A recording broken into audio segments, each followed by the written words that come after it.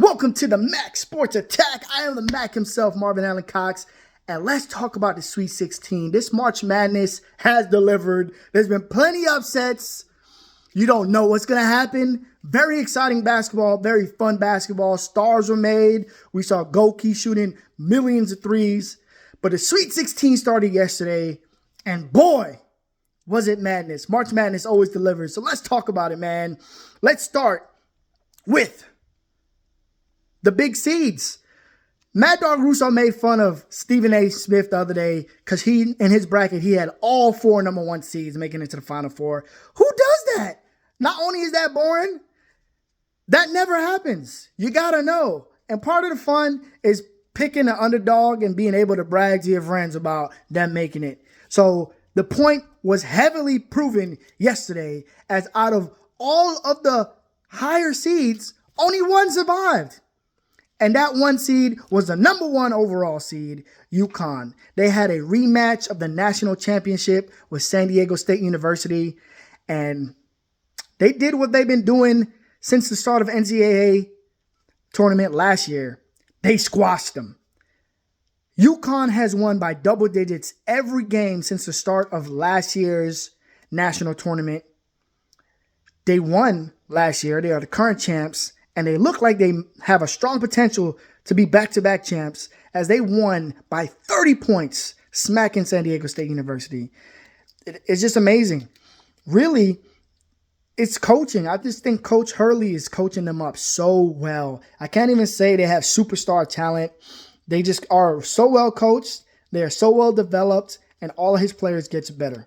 So the only higher seed to win yesterday was the University of UConn. Shout out to them, winning by 30 points over San Diego State University.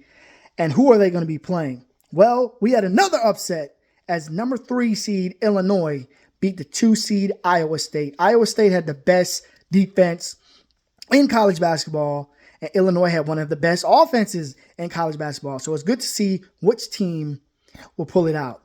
Well, Illinois just showed that they can score all over at all levels with all positions, and they just went off on a tangent.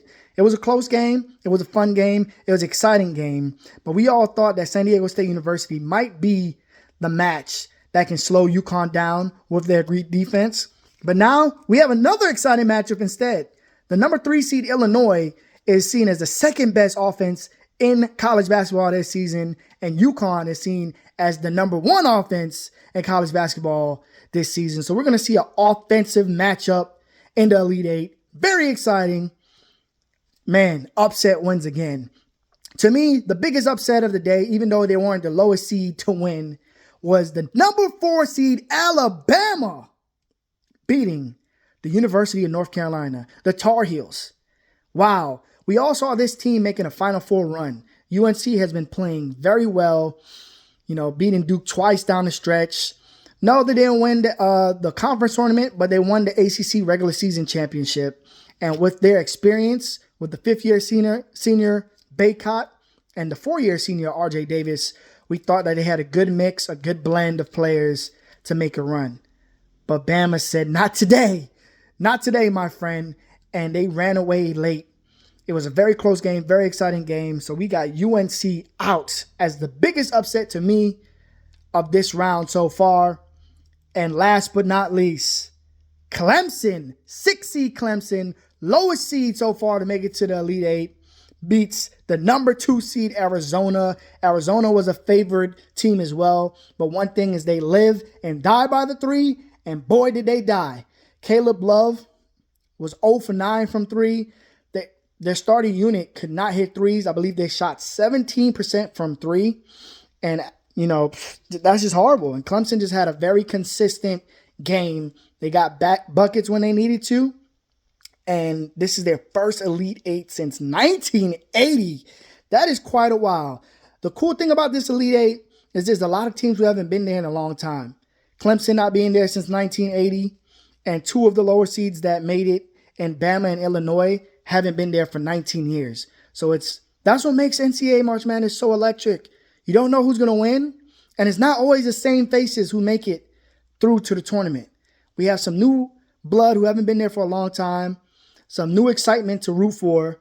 The first day of Sweet 16 was upset city. We had upset left and right. The only team that wasn't upset was UConn, and they flexed their muscles again. Tonight, we have some great matchups. Duke and Houston. I'm a Duke fan, so I'm scared to watch that one. Gonzaga, Purdue. Will it be upset-ridden again on day 2? Or did we get all the upsets out of the way for the round of 16 already? We're going to see. One thing we know, it's exciting, and it's March, and there's madness. I'm the Max Sports Stack, Marvin Allen Cox. I'm signing out.